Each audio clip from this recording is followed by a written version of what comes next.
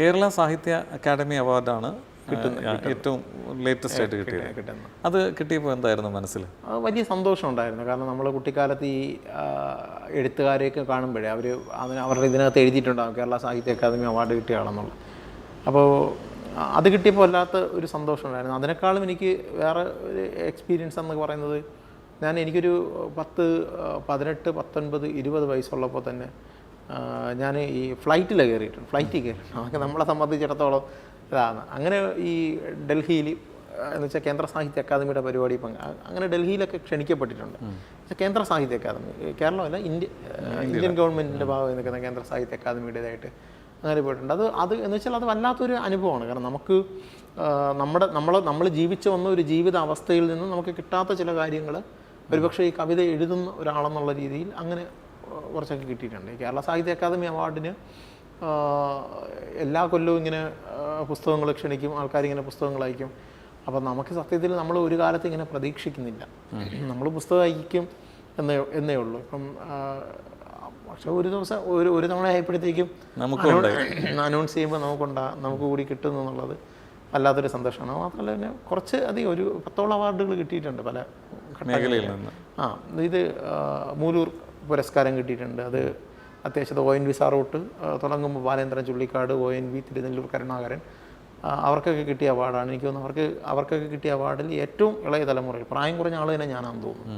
അത് ഓരോ കൊല്ലവും ഓരോ ആൾക്കാർക്ക്. ഇപ്പോൾ ഏതാണ്ട് 33 അതെനിക്ക് 2023 അങ്ങ് ആ അവാർഡ് കിട്ടിയിട്ടുണ്ട്, മൂലൂർ പുരസ്കാരം. അങ്ങനെ കുറച്ച് എന്നുവെച്ചാൽ എന്നെ സത്യത്തിൽ മാത്രമല്ല, ഞാനൊരു നിഘണ്ടു എഴുതിയിട്ടുണ്ട് ഈ ലാംഗ്വേജിനെ കുറിച്ച്. അത് നമുക്ക് ഈ കടപ്രവാസി എന്നാണ് നിഘണ്ടുവിൻ്റെ പേര്. അത് പുഴിയൂരോട്ട് 5 തെങ്ങ് വരെയുള്ള ഒരു 10,000-3000 വാക്കുകൾ അടങ്ങിയ ഒരു നിഘണ്ടു. അപ്പോൾ അത് മലയാളത്തിനെ സംബന്ധിച്ചിടത്തോളം നമ്മൾ പലതരത്തിലുള്ള ലെക്സിക്കൻസ് കണ്ടിട്ടുണ്ട്. പക്ഷേ ഇങ്ങനെയുള്ള അതൊരു വലിയ ശ്രമഫലമാണല്ലോ. കാരണം ഡിക്ഷണറി ചെയ്യാന്ന് പറയുന്നത് ഈസി ആയിട്ടുള്ള കാര്യമല്ല. കാരണം അത്രയും പദങ്ങളെ അതിനെ വിശദീകരിച്ച് അതിൻ്റെ ഡീറ്റെയിൽഡായിട്ട് എഴുതണം. അത് കുറച്ചധികം നമ്മളിങ്ങനെ സഞ്ചരിച്ചിട്ടുണ്ട്. അതായത് ഇപ്പം ഞാൻ ആ സമൂഹത്തിൽ നിന്ന് വരുന്ന ഒരാളെന്നുള്ള രീതിയിൽ കുറച്ച് കാര്യങ്ങൾ അറിയാം.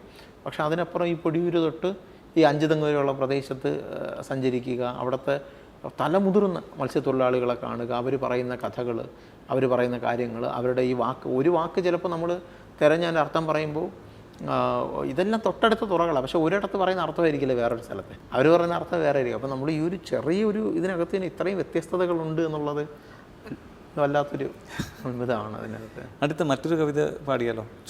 ഞാൻ കവിത ചൊല്ലാം. മാഞ്ഞു പോകുന്നവർ എന്നൊരു കടലു കയറി വീടുപേക്ഷിച്ചു പോയവർ എവിടെ പാർപ്പുണ്ടാകും?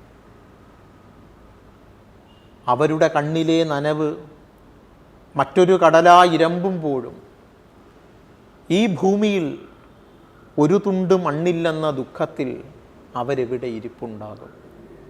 അവരുപേക്ഷിച്ചു പോയ വള്ളം അവരെ കാണാതെ ഒഴുകിപ്പോയിട്ടുണ്ടാകുമോ? അവരുണക്കാനിട്ട വലകൾ സൂര്യതാപത്താൽ പൊള്ളിയിട്ടുണ്ടാകുമോ? 1ഉം 2ഉം കൂട്ടിക്കൂട്ടി വെച്ച് കെട്ടിയ വീടുകൾ രാത്രികൾ പകലുകൾ മാഞ്ഞുപോകെ മുറിവേറ്റ ശരീരത്താൽ അവരെ ഓർക്കുന്നുണ്ടാകുമോ? ചൊരിമണലിൽ ഈരക്കരിമണൽ ചാലിച്ച് അവർ വരച്ച രൂപങ്ങൾ തിരക്കുന്നുണ്ടാകുമോ അവരെ? ഊട്ടിയും സ്രാവും പെരമ്പുകളിയും അവർ പോയപ്പോഴേ വിട്ടൊഴിഞ്ഞിട്ടുണ്ടാകുമോ അവിടം? തിരിച്ചുവരും എന്നു കരുതി തിരകൾ പോലും പിൻവാങ്ങവേ തിരിച്ചു വരാത്ത അവരെ കാറ്റെവിടെ തിരയും? തിരിച്ചുവരും എന്നു കരുതി തിരകൾ പോലും പിൻവാങ്ങവേ തിരിച്ചു വരാത്ത അവരെ കാറ്റെവിടെ തിരയും?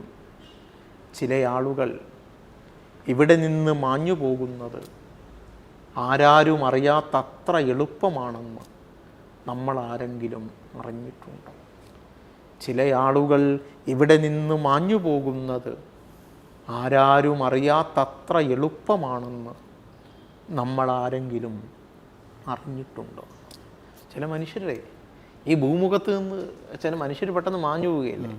നമുക്കിപ്പോൾ ഒരു വാർത്തയായിരിക്കും, ഇപ്പം കടൽ കയറി പെട്ടെന്ന് അവരുടെ വീട് പോയെന്നുള്ളത്. പക്ഷേ ഈ ഇവിടെ നമ്മൾ അനുഭവിക്കുന്ന ഒരു ഇതാണ്, ഓരോ ലെയറിൽ ഇങ്ങനെ വീട് കെട്ടിവെക്കും. ആദ്യ ലെയർ പോയപ്പം അടുത്തവർ വിചാരിച്ച് ഈ അടുത്ത കടൽ കയറില്ല, അടുത്ത കൊല്ലാകുമ്പോൾ പിന്നെ അടുത്ത കടൽ കയറി പോവുകയാണ്.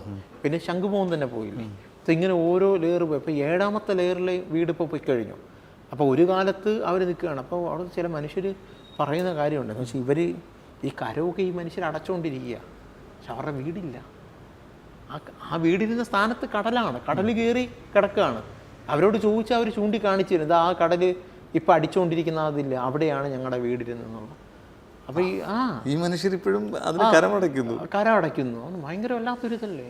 ഇവരെങ്ങനെ ഏത് രീതിയിൽ ഇവർ പോകുന്നു എന്ന് വെച്ചാൽ മൊത്തത്തിൽ ഈ ഭൂമുഖത്ത് നിന്ന് ഈ ഒരു മനുഷ്യർ തന്നെ ഇങ്ങനെ പോവാണ്. ഇവർക്ക് വള്ളം ഉണ്ടായിരുന്നു, വലയുണ്ടായിരുന്നു. ഇവർ ഒരു നോർമൽ അവരുടെ ജീവിതം എന്ന് പറയുന്നത് രാവിലെ കടലിൽ പോവുക, ഉച്ചയ്ക്ക് ആകുമ്പോൾ വരിക, മീനൊക്കെ വിൽക്കുക, മക്കളെല്ലാവരും കൂടി സന്തോഷത്തോടെ ഇരിക്കുക, അല്പം ചീട്ടൊക്കെ കളിക്കുക, ഏതെങ്കിലും തെങ്ങിൻ്റെ ചോട്ടിലൊക്കെ ഇരുന്ന് ഒന്ന് ഇളവേൽക്കുക, ഇതൊക്കെയാണ്. പക്ഷേ ആ സ്ഥലവും ഒന്നുമില്ല. അപ്പോൾ ഈ പോയവർ മുഴുവൻ എങ്ങോട്ടാണെന്ന് വെച്ചാൽ ചില വാടക വീടെടുത്ത് ചിലർ പോവും, ചിലർ ഈ സർക്കാർ കൊടുക്കുന്ന ചില ക്യാമ്പുകളിൽ കുറച്ച് കാലം കഴിയും. പക്ഷെ അവർ പോയി ഇരിക്കുന്ന അവരുടെ ലൈഫാണ്. നമ്മളാരും അത് അഡ്രസ്സ് ചെയ്യുന്നില്ല. നമ്മൾ വിചാരിക്കും നമുക്ക് പത്രത്തിലൊരു വാർത്തയായിരിക്കും ഇത്. അതുപോലെ ഈ സുനാമി പോലുള്ളത് വന്നപ്പോഴേക്കും ഒരുപാട് പേര് ജീവിതത്തിൽ നിന്ന് തന്നെ തുടച്ച് നീക്കപ്പെട്ടു. ആർക്കും അറിയില്ല അതിൽ ഈ പറയുന്ന കണക്കുകളൊക്കെ എത്രത്തോളം വാസ്തവമാണെന്നോ ആണ്. ഓഖി വന്നപ്പോൾ ഈ മത്സ്യത്തൊഴിലാളികളെല്ലാം ഇങ്ങനെ കടലിൽ കിടക്കുകയാണ്.